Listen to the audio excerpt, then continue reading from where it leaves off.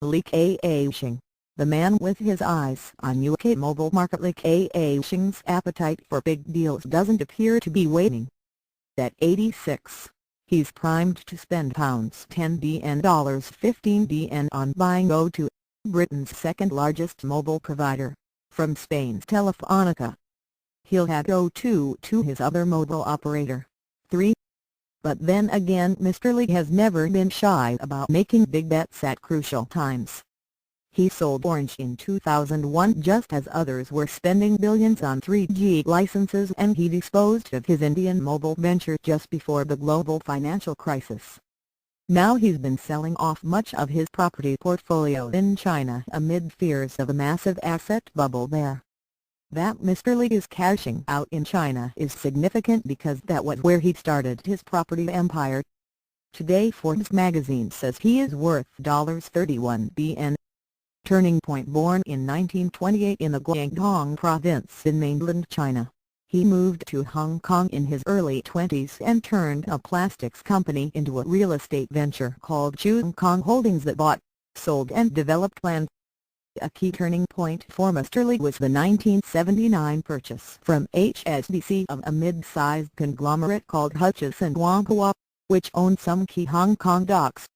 That interest in infrastructure has spread all over the world to the point where Mr. Li, through Hutchison Whampoa and Cheung Kong, now owns key ports, electricity networks, retailers, mobile phone operators and high-profile real estate. In Britain alone he controls the pharmacy chain Superdrug, UK Power Networks, Britain's largest container port in Felixstowe, as well as 3, and possibly O2 soon. He also likes to keep it in the family. His two sons, Richard and Victor Li, are Canadian citizens and between them control vast swathes of their aging father's business interests, making the Li family not too dissimilar to the Murdochs or the Middles. Low-profile Mr. Li Sr. has managed to avoid too many public scraps with governments.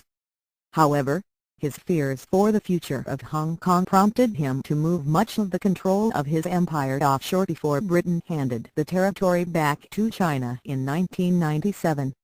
He has also had questions asked about his tax affairs by the authorities in Australia. But for one of the world's richest men, he has a very low profile in the West. However, that does not mean that governments do not court him. Mr. Li is an honorary knight in Britain and a Legion d'honneur in France. In his native Hong Kong he is simply known as Superman for his business prowess.